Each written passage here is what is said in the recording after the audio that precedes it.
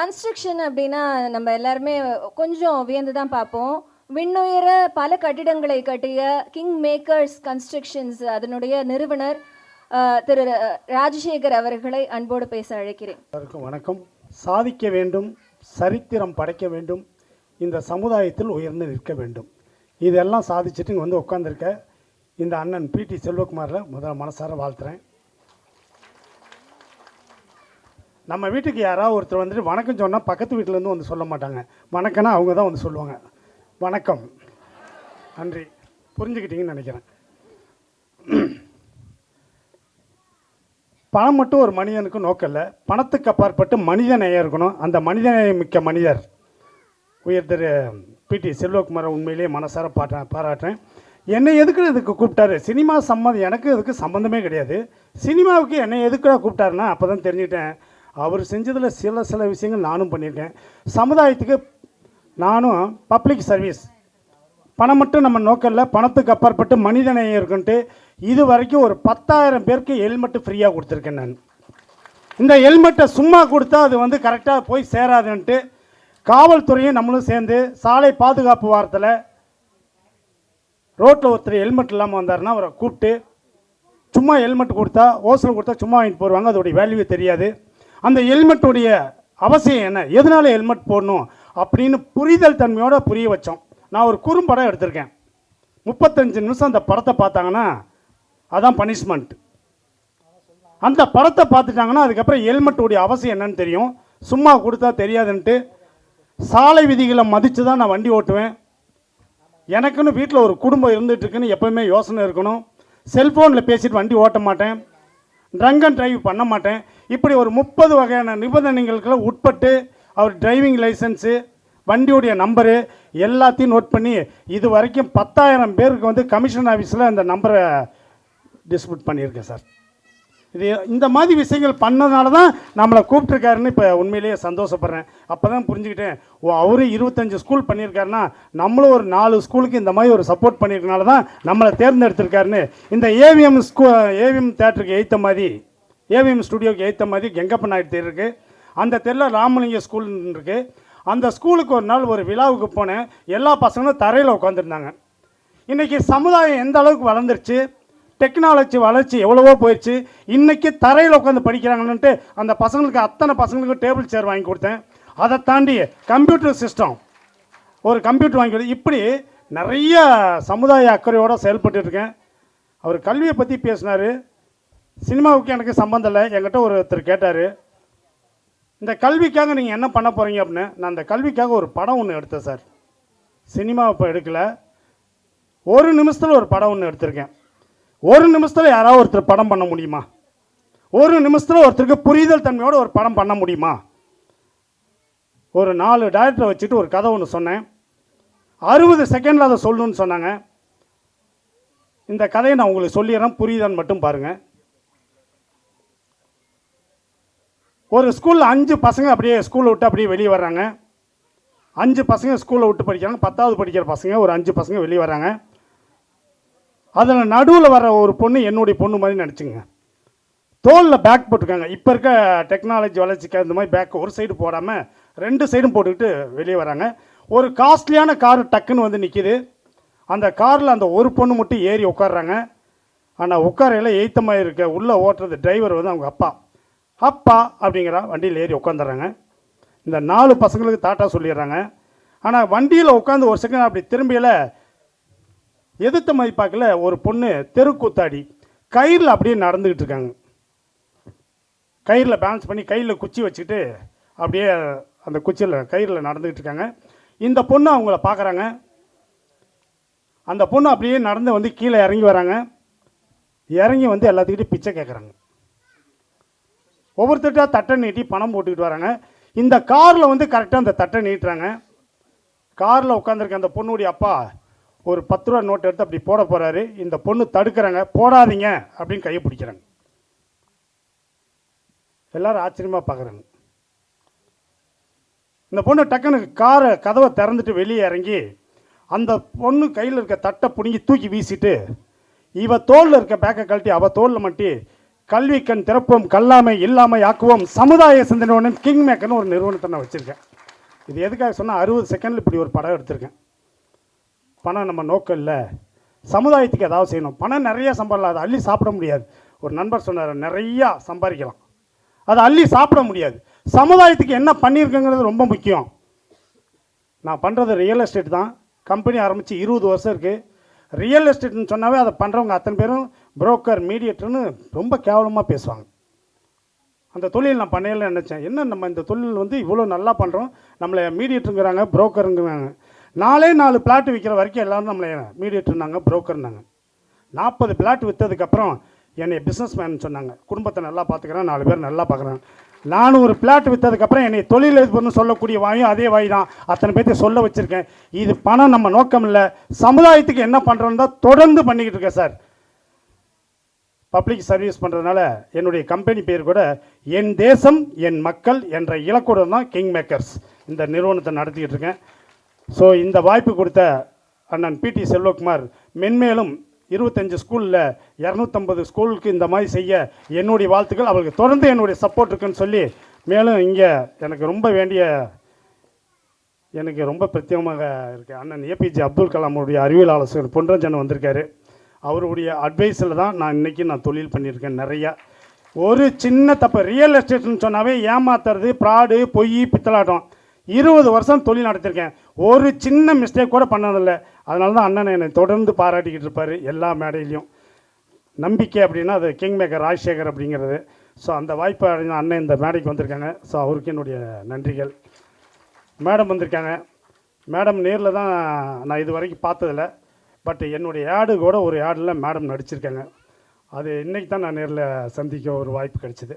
மென்மேலும் நிறைய சாதிக்கணும், சரித்திரம் படைக்கணும், இந்த சமுதாயத்தில் உயர்ந்து நிற்க என்னுடைய வாழ்த்துக்கள் எல்லாமே. நன்றி, வணக்கம். கலாம் அவர்களின் விஷன் 2020 அந்த கனவை செயல்பாட்டாக மாற்ற உதவிய முக்கிய அங்கம் வகித்த ஆளுமைகளில் இவரும் ஒருவர்.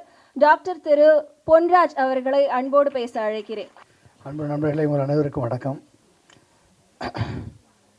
திரு பிடி செல்வகுமார் அவரை வந்து இப்போ ஒரு மாதத்துக்கு முன்னால் தான் எனக்கு தெரியும். அவர் பேட்டி கொடுத்த பிறகு தான்,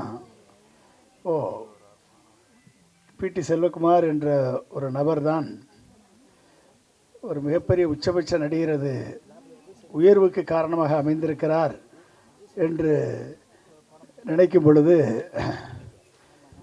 அதாவது இப்போ எனக்கு முன்னால் பேசிய மிஸ்டர் ராஜன் சொன்னார், ஒவ்வொரு ஆணின் வெற்றிக்கு பின்னாலும் ஒரு பெண் இருக்கிறார்கள், ஒரு மனைவி இருப்பாங்க அப்படின்னு. மனைவியின் வெற்றிக்கு பின்னால் கணவனும், கணவனின் வெற்றிக்கு பின்னால் மனைவியும் இருப்பது சகஜம். ஆனால் ஒரு தலைவனின் வெற்றிக்கு பின்னால், ஒரு நடிகனின் வெற்றிக்கு பின்னால் ஒரு லட்சியவாதி இருந்திருக்கிறார் என்று நினைக்கும் பொழுது அது பிடி செல்வகுமார் என்ற பெயர் முன்னுக்கு வருகிறது.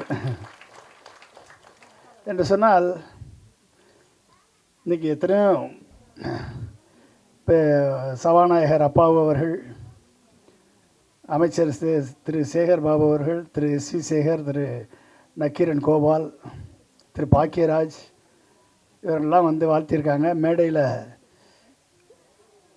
காதல் கோட்டையில் மக்களது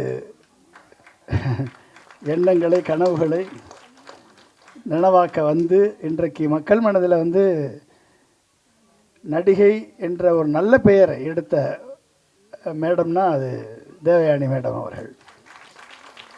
ஏன்னா அவங்கள பற்றி எத்தனையோ நியூஸ் படிச்சிருக்கேன். அவர்களை பற்றி வந்தது அத்தனையுமே பாசிட்டிவ் நியூஸ். ஒரு சினிமாவில் வந்து நடித்து உயரத்திற்கு சென்று இன்றைக்கும் ஒரு அமைதியாக இருக்கக்கூடிய ஒரு பெண்மணியாக இந்த விழாவிலே கலந்து கொண்டு இருக்கிறார் என்று சொன்னால் அவரை சந்திப்பதில் மிக்க மகிழ்ச்சி. வணக்கம். அதே மாதிரி நான் சின்ன பிள்ளை, என்னுடைய பையன் வந்து அடிக்கடி ஒரு நகைச்சுவை சொல்லுவான் அப்படின்னா அது வந்து வாமா மின்னல் என்ற நகைச்சுவை.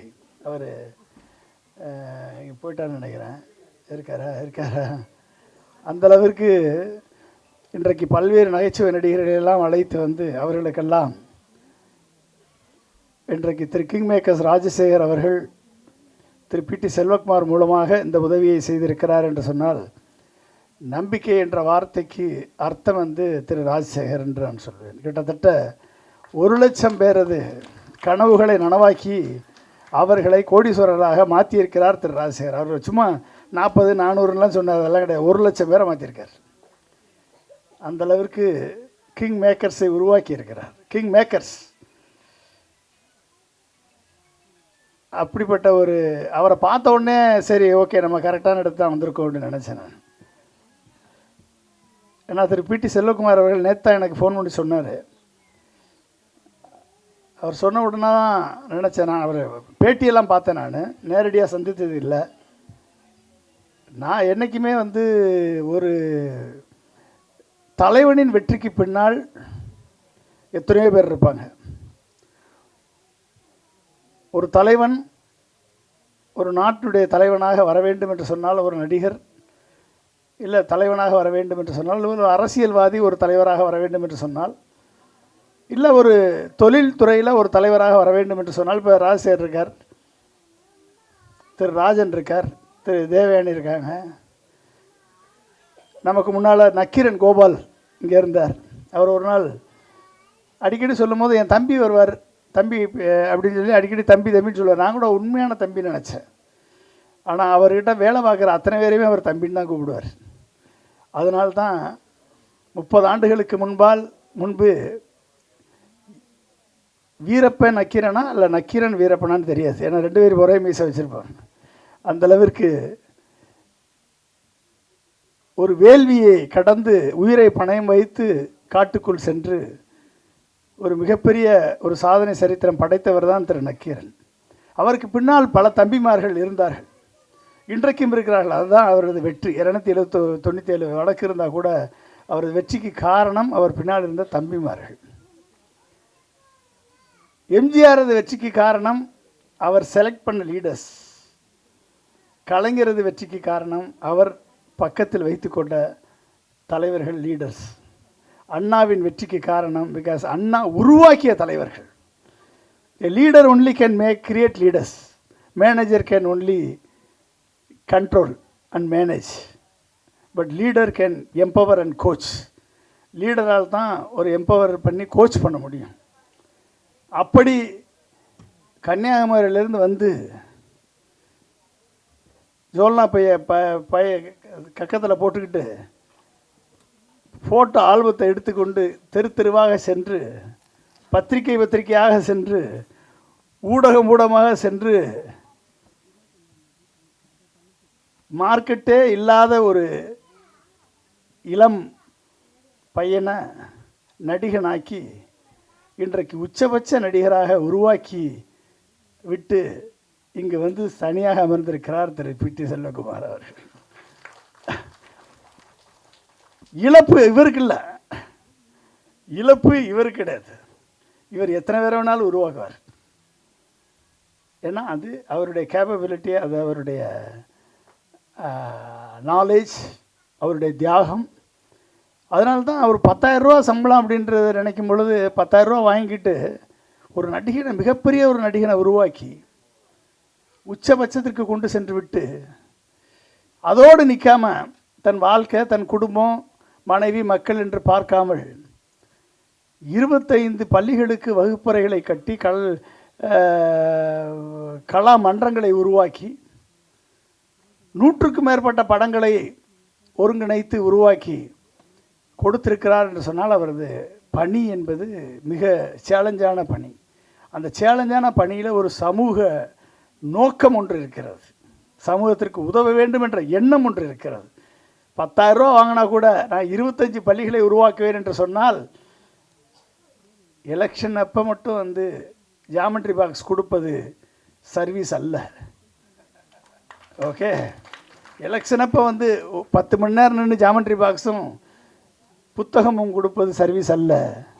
ஓகே, மனதில் 10,000 ரூபா வாங்கினா கூட 10 லட்சம் ரூபாய்க்கு பணிகளை செய்து மாணவர்கள் படிப்பதற்கு வகுப்பறைகளை கட்டி கொடுத்த ஒரு மிகப்பெரிய எண்ணம் கொண்ட தலைவராக திரு பிடி செல்வகுமார் இருந்திருக்கிறார் என்று சொன்னால் அதுக்கு காரணம், அடிப்படை அடுத்தவர்களுக்கு உதவ வேண்டும் என்ற நட்பண்பு, அவர் வளர்ந்த விதம், அவர் குடும்பம் அவருக்கு பக்கபலமாக இருந்த விதம், அவர் மனைவிக்கும் அவர் குழந்தைகளுக்கும் அவர் பெற்றோர்களுக்கும் கைதட்டுங்க, எல்லாரும் நல்லா கைதட்டி பாராட்டுங்க. லேசான விஷயம் இல்லை. இதுக்கு வச்சுக்கிட்டு கோடிக்கணக்காக வச்சுக்கிட்டு கொடுப்பவர்கள் பெரிய விஷயம் இல்லை. ஆனால் இருப்பதை கொடுப்பதில் தானம் செய்யக்கூடியவர்கள் தான் கர்ணன் என்று சொல்வார். இருக்கிறதுல தூக்கி எம்ஜிஆர்லாம் வந்து இருக்கிறதுல என்ன கையில் இருக்கோ இருக்கிறத எடுத்து கையில் கொடுத்துருவார். கொடுக்கணும்னு தான் உடனே கொடுத்துடணும் அப்படின்ற அதுதான் வள்ளல். அப்படிப்பட்ட எண்ணம் வந்து எல்லாருக்கும் வராது. அது வரக்கூடிய பண்பு நலன்கள் இருப்பதால் தான் இப்படிப்பட்ட ஒரு தலைவர்களை உருவாக்க முடியல முடியாது. இவர் யார் என்று பார்க்கும் பொழுது, இவர் யாரை உருவாக்கினார் என்று பார்த்தால் இவரது பலம் தெரியும். அதான் பலம். ஓகே, இவரை இழந்தால் அந்த பலம் என்னாகும்? ஆட்டோமேட்டிக்காக சரிஞ்சு. அப்போ தலைவர்கள் வந்து யாரை பக்கத்தில் வைத்துக் கொள்கிறார்களோ, நல்லவர்களையும் வல்லவர்களையும் உண்மையானவர்களையும் நேர்மையானவர்களையும் பக்கத்தில் வைத்து கொண்டால் அந்த தலைவனால் நாட்டுக்கு நல்லது. ஆனால் தற்குறிகளை பக்கத்தில் வைத்துக் கொள்வர்களால் இந்த நாடு சீரழிந்து தான் போகும். நாடு மட்டுமல்ல, அவர்களும் சீரழிந்து போவார்கள், நாடும் சீரழிந்து போய்விடும். எனவே அது நம்ம இழப்பு என்பது அவருக்கல்ல. அந்த இழப்பு இவர் சமூகத்திற்கு கிடைத்த வரமாக மாறி இருக்கிறது, அரசியலுக்கு கிடைத்த வரமாக மாறி இருக்கிறது.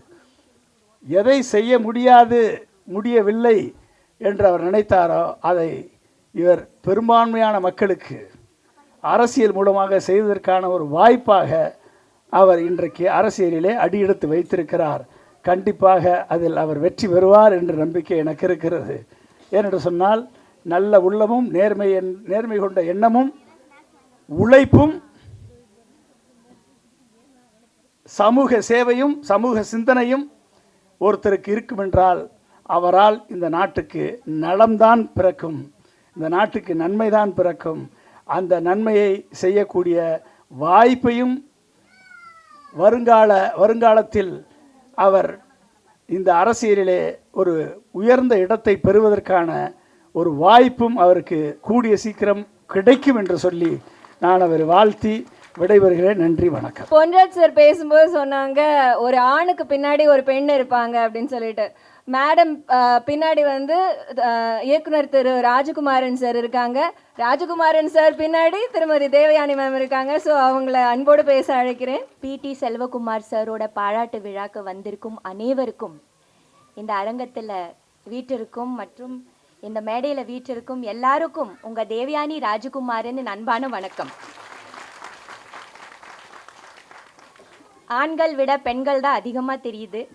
ரொம்ப ரொம்ப சந்தோஷமாக இருக்குது. கடைசி வரைக்கும் இருக்கீங்கன்னா எனக்காக தான் இருக்கீங்கன்னு நினைக்கிறேன். என் மேலே இருக்கிற அன்புனால தான் இருக்கீங்க. பிடி செல்வகுமார் விட அதிகம் என் மேலே தான் அன்பு இருக்குதுன்னு நினைக்கிறேன்.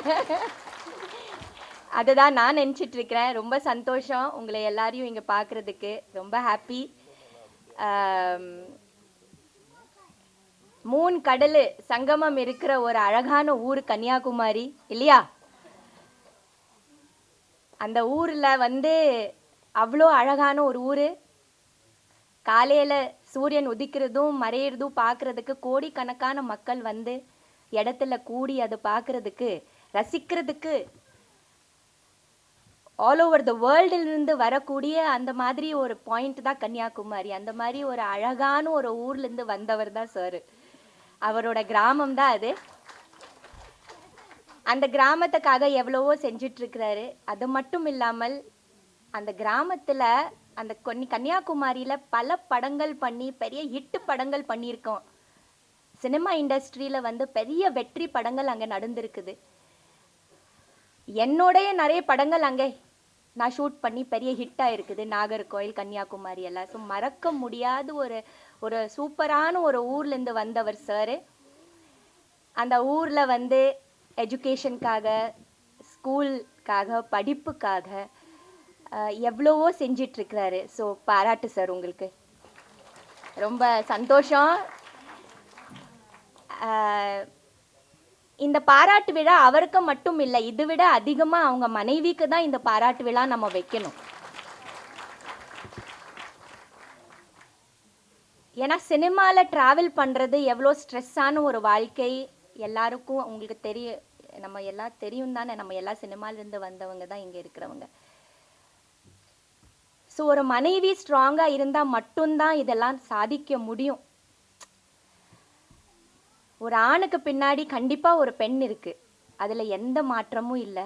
அந்த பெண்ணுக்கு பின்னாடி ஒரு ஆண் இருக்கணும், அதுலேயும் எந்த மாற்றமும் இல்லை. ஸோ அவரோட வெற்றி இன்னைக்கு இருக்குதுன்னா, இல்லை இந்த பாராட்டு இருக்குதுன்னா, அதோட 50% or 70% பாராட்டு அவர் மனைவிக்கு தான் போய் சேரும். அதில் எந்த மாற்றமும் இல்லை. ஆமாம் ஆமாம், அதுதான் ரொம்ப உண்மையானது. ஏன்னா இந்த 25 வருஷம் 30 வருஷம் எவ்வளோ வருஷம் அவர் கடந்து இந்த இண்டஸ்ட்ரியில் இருக்காரு. அதில் எவ்வளவோ அப்ஸ் அண்ட் டவுன்ஸ், எவ்வளவோ போராட்டம், எவ்வளவோ ஸ்ட்ரகிள்ஸ். அந்த எல்லா ஸ்ட்ரகிள்ஸ்குள்ளே அவர் கூட ஒத்துணையாக இருந்து அதெல்லாம் பார்த்துட்டு இப்போவும் ஒரு சிரிச்ச முகத்தோடு இங்கே உட்காந்துருக்காரு பாருங்க. அதுதான் அவரோட பலம். அவங்க மட்டும் உடஞ்சிருந்தா இது எல்லாம் கண்டிப்பாக நடக்காது. ஸோ அந்த பாராட்டு கண்டிப்பாக அவங்களுக்கு அவரை விட அதிகமாக போய் சேரணும். அவர் இன்னைக்கு ஸ்ட்ராங்காக இருக்காரு, இதெல்லாம் செய்ய முடியுதுன்னா அவங்களோட அந்த சப்போர்ட்டுனால்தான். இல்லை நான் இருக்கிற பின்னாடி நீங்கள் உடையாதீங்க, உங்களுக்கு நான் இருக்கிறேன் அப்படி சொல்கிறதுனால தான் நினைக்கிறேன் நான். இல்லையாம்மா? கண்டிப்பாக அது உண்டு இல்லையா? கண்டிப்பாக. ஸோ இந்த பாராட்டு உங்களுக்கும் தான், அவரை விட உங்களுக்கு தான் அதிகம். ஓகே. 1-2 நிகழ்ச்சியில் சார் எனக்கு கூப்பிட்டு இருக்காரு, நான் போயிருந்தேன். சினிமாவில் கூட நான் நடிக்கும்போது எனக்கு நிறைய பிஆர்ஓஸ் நான் நேரில் பார்ப்பேன். டைமண்ட் பாபு சார், நம்ம மௌனம் ரவி சார், ரியாஸ் சார், இந்த மாதிரி நிறைய பேர் கூட நம்ம பேசுவோம் ஏதோ. பட் பிடி செல்வகுமார் சார் நான் பார்த்தோம் இது பண்ண ஞாபகமே இல்லை எனக்கு. ஏன்னா அவர் அந்த மாதிரி முன்னாடி நான் பார்த்து ஐ திங்க் பேக்கில் தான் நிறைய ஒர்க் பண்ணுவார். So cinema is a big family. ஒருத்தரோட வெற்றி இதில் சொல்லவே முடியாது. சினிமா ஒரு குடும்பம், எல்லாரோட இது இருந்தால் மட்டும்தான் வெற்றி ஆக முடியும். அதை ஒருத்தரோட சொந்த வெற்றின்னு சொல்லவே முடியாது. It's a team work. ஒரு ப்ரொடியூசர், ஹீரோ, ஹீரோயின், டைரக்டர் இவங்கெல்லாம் தெரிவாங்க. ஆனால் பேக் ஸ்டேஜில் இருக்கிறவங்க எவ்வளவோ பேர் நம்ம சொல்லவே மாட்டோம், அவங்க பற்றி பேசவே மாட்டோம். அந்த மாதிரி தான் பிஆர்ஓஸ், மேனேஜர்ஸ் எவ்வளவோ பேர் இருக்காங்க. அதனால் படங்கள் வெற்றி ஆகுது, ஹீரோஸ் ஆகுறா, ஹீரோயின்ஸ் பெரிய ரேஞ்சில் போகிறாங்க, டைரக்டர்ஸ் பெரிய டைரக்டர்ஸ் ஆகுறாங்க. ஆனால் அதுக்கு எல்லாத்துக்கும் அவங்களோட வெற்றிக்கு காரணம் ஒரு பிஆர்ஓ, அவங்களோட டேட்ஸ் பார்க்குற ஒரு மேனேஜர், அந்த போராட்டம், அங்கே அனுப்பணும், இந்த டேட்டை பார்க்கணும், அந்த ஷூட்டுக்கு அனுப்பணும், கெட்ட பேர் வாங்கக்கூடாது, அதே மாதிரி எல்லாமே அழகாக நடந்துக்கணும், நம்ம நல்ல பேர் வாங்கணும், ஹீரோ நல்ல பேர் வாங்கணும், எங்கேயுமே ஹீரோயின் கூட நல்ல விஷயமா எவ்வளவோ சமாளிச்சுட்டு போகிறதுக்கு ஒரு பிஆர்ஓ, ஒரு மேனேஜர், ஒரு ஆர்டிஸ்ட்க்கு எவ்வளோ முக்கியமானது இல்லையா? அப்போ தான் அந்த வெற்றி கிடைக்கும். ஸோ அந்த அளவுக்கு அவர் ஹார்ட் ஒர்க் பண்ணியிருக்காரு. எனக்கு யாரும் பிஆர்ஓ, மேனேஜர்னா என்னோட அம்மா தான் எல்லாமே பார்ப்பாங்க, என்னோட டேட்ஸ் பார்ப்பாங்க, அம்மா தான் எல்லாமே. ஆனால் ஒரு குடும்பமாக நாங்கள் நிறைய ஒர்க் பண்ணியிருக்கோம், நான் நிறைய பார்த்துருக்கேன். ஸோ அதை தனிப்பட்ட முறையில் ஒருத்தரோட வெற்றி நம்மளால் சொல்லவே முடியாது. ஒரு சினிமா, ஒரு குடும்பம். இன்னைக்கு கூட பாருங்களேன், மாலை மலர் கங்காதரன் சாரை பார்த்தேன். எவ்வளோ வருஷங்கள் கழிச்சுட்டு நான் இன்னைக்கு அவரை பார்த்தேன். மாலை மலரில் பத்திரிக்கை, எவ்வளோ பெரிய பத்திரிக்கையில் அவர் பெரிய ரிப்போர்ட்டர், அப்புறம் தினத்தந்திக்கு போனார். பட் இன்னைக்கு அவர் பார்க்கும்போது எவ்வளோ சந்தோஷமாக இருந்தது. ராஜா ஃபோட்டோகிராஃபர் பாருங்க, இவரை எவ்வளோ வருஷம் கழிச்சுட்டு இப்போ தான் பார்க்குறேன். நீ வருவாய்னா, சூரிய வம்சம் எல்லாம் எவ்வளோ படங்களில் நீ வருவாய்னா அப்போ சின்ன பையனு அதில் நடிச்சிருக்காரு வேறு. ஸோ இந்த மாதிரி ஒரு ஃபங்க்ஷன் தான் இருந்தால் தான் ஒருத்தரை நம்மளால் சந்திக்க முடியும். சந்தோஷமாக இருக்குது. இப்போ இந்த மேடையில் இருக்கார் பாருங்க கதிரேசன் சார், நானும் அவரும் ஒன்றாவே எலெக்ஷன்ஸில் நின்னோம், ஜெயித்தோம். ஸோ அது சார் எவ்வளவோ நல்ல பெரிய பெரிய படங்கள் எடுத்திருக்காரு. இன்னும் வாழ்த்துக்கள் சார். இந்த எலெக்ஷன்ஸில் நீங்கள் மறுபடியும் நீங்கள் ஜெயிக்கணும். ஸோ ஸோ பிடி செல்வகுமார் சருக்கு வாழ்த்துக்கள். அவர் பொங்கல் விழாக்கு இப்போ தான் சமீபத்தில் போனேன். இந்த பக்கம் கடல், இந்த பக்கம் கடல் போல அவ்வளோ பெண்கள், கண்ணுக்கு தூரத்தை எட்டுற வரைக்கும் பெண்கள் பார்க்குறேன். நான் பார்த்தா 3000க்கு மேலே பெண்கள் உட்காந்துட்டு பானையை வச்சுட்டு உட்காந்துருக்காங்க. அண்ட் இப்படி ஒரு பொங்கல் நான் பார்த்ததே இல்லை. சமத்துவ பொங்கல்னு சொல்லி எனக்கு கூப்பிட்டாங்க. ஸோ அது அன்இமேஜினபிள். எப்படி தான் அவ்வளோ பேரை அங்கே, அப்புறம் பீச், எப்படி தான் அவ்வளோ பேர் அங்கே கொண்டு வர முடிஞ்சது, ஆர்கனைஸ் பண்ண முடிஞ்சது, எல்லாரையும் சேஃப்லி வீட்டுக்கு அனுப்ப முடிஞ்சது. இது எவ்வளோ பெரிய ஒரு விஷயம் இல்லையா? ஆமாம், ஏன்னா கூடுறது okay, but to go safely home it is very important இல்லையா? ஸோ அண்ட் அன்இமேஜினபிளாக இருந்தது. ரொம்ப சந்தோஷம். இன்னும் மேலும் மேலும் நீங்கள் நிறைய இந்த மாதிரி நல்ல விஷயங்கள் பண்ணுங்கள் சார். கல்வி கொடுக்கறது பெரிய விஷயம் இல்லையா? படிக்க வைக்கிறது, ஒருத்தரை படித்தாலே ஒரு ஜெனரேஷனே வந்து முன்னேறும். ஒருத்தர் படிக்க விட்டால் அந்த ஜெனரேஷனே நின்று போகுது படிப்பு இல்லைன்னா. ஸோ படிப்புங்கிறது ரொம்ப பெரிய விஷயம். அதை நீங்கள் கொடுக்குறீங்க, ஸ்கூலை கட்டுறீங்க, கிளாஸ் ரூம்ஸ் கட்டுறீங்க, எவ்வளோ விஷயங்கள் நல்லது பண்ணுறீங்க. பண்ணிகிட்டே இருங்க. நம்ம பண்ண கடவுள் நமக்கு கொடுத்துட்டே இருக்கும் இல்லையா? கரெக்ட் தானே? ஆமாம். அப்புறம் பெண்களே, நீங்கள் இது வரைக்கும் இவ்வளோ அமைதியாக பொறுமையாக உட்காந்துருக்கீங்க. தேங்க்யூ. ரொம்ப சந்தோஷம். ஆமாம், எனக்கும் உங்களை பார்க்குறதுக்கு ரொம்ப ரொம்ப சந்தோஷம், ரொம்ப ஹாப்பி.